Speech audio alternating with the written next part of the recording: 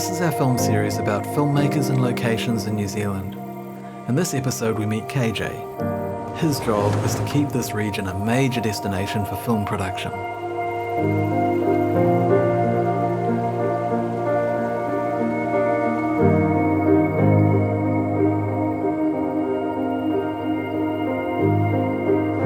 KJ, lovely to meet you and to meet here at Armsfield. Tell us a bit about you. Who are you?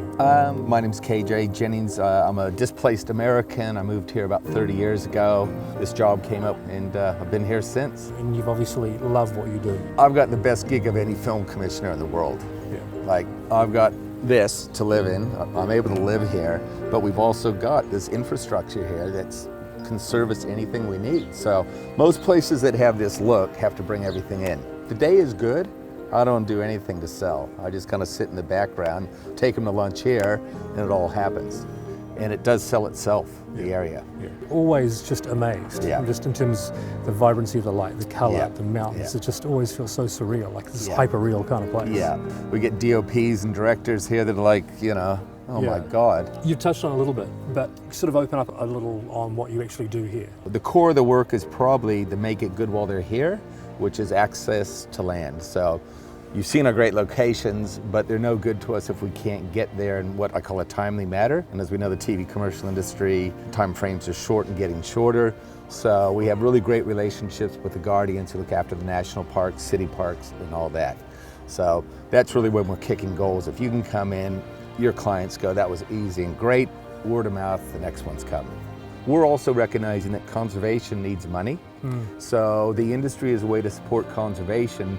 Local crew are as passionate about the region as anybody else. So when we go into a place and leave, that, you know, they used to say leave only footprints, well, we rake our footprints. Just talking to some of the crews that have been in Queenstown for 30 years, you know, back in the 80s, kind of doing things for the first time, inventing things with number 8 wire, to how that's travelled from there to where they are now with some amazingly sophisticated camera rigs and ways of working. Yeah, the number 8 wire approach is definitely real. You know, Kiwis are can-do and they figure ways out. And I mean, part of that, if we talk about the providers, is the gear that we have is not only the highest end, it's fit for service. So you can get out in the snow. It's packaged up in a way that you can get helicoptered in, drove, down a raft, whatever. You know, the role of the local crews here is they get what you need, where you need it, when you need it, and it works. And it's really unique in that the extreme conditions we work in, how often we get things that people wouldn't think that you'd have here. They think you have to go to London and New York to get the quality of gear. Roland Emmerich needed this special lens and it was okay, let's get the couriers from LA, and they just make a call to the yard and they go, here it is. Yeah, but it took them by surprise. It took everybody by surprise, yeah. So it's one of the key messages we want to get out is that, you know, you can just bring your idea and your checkbook and we will do everything else for you, you know? Yeah. Not only is the crew sort of fit for purpose and trained, over the course of the years, they worked with the best in the world, week in, week out. So they're constantly educating themselves. And we've got a very welcoming approach to people. We want creatives to come in. We want to show them what we've got, but also we get to learn off of them. And so that's a really good symbiotic relationship. Yeah. You know, that's a really amazing testament to the kind of resource that there is here. Yeah. If I'm an offshore producer looking to shoot a commercial or a long-form project in a country that has mountains, lakes, rivers, and I've got 3 choices in the world, why would I come here? Off-season really is one of our big ones, because if you've got a time frame you've got to shoot it in, and it has a season, we're opposite seasons to the Northern Hemisphere. So automatically we line up better than half the world. What and who has shot here?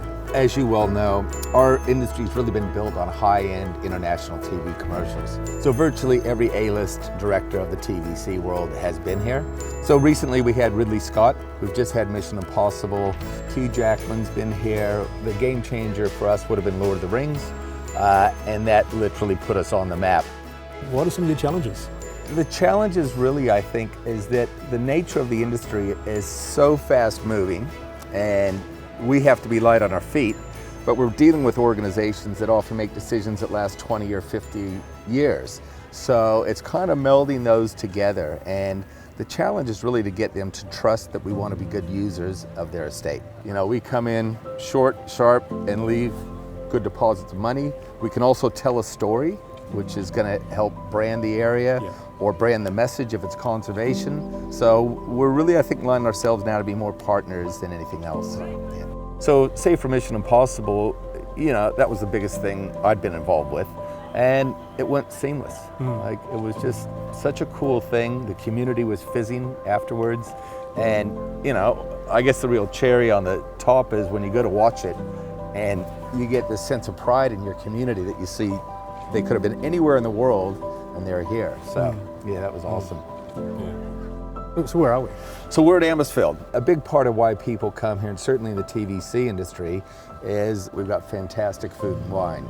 They come here for the shooting, but they come back because of the experience they get. Epsiode's one of these unique places where I think their slogan is grown, not cooked.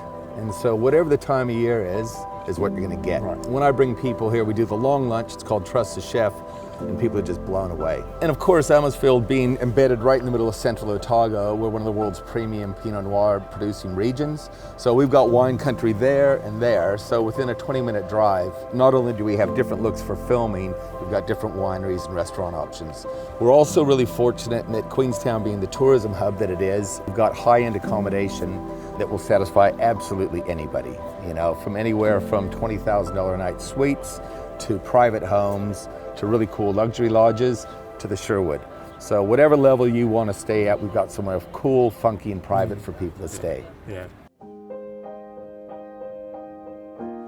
Little amuse bouche to start you off. So we have our elderflower flowers, which have been champagne battered.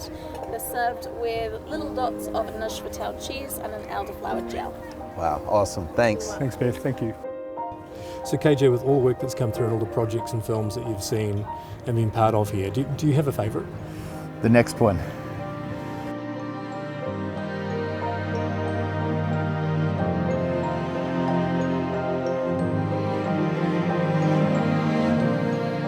It's so great to have someone like KJ as the interface between conservation groups, councils, and government agencies. Someone who's just as interested in the small 3-man doco crew as in 300 people coming here from Hollywood.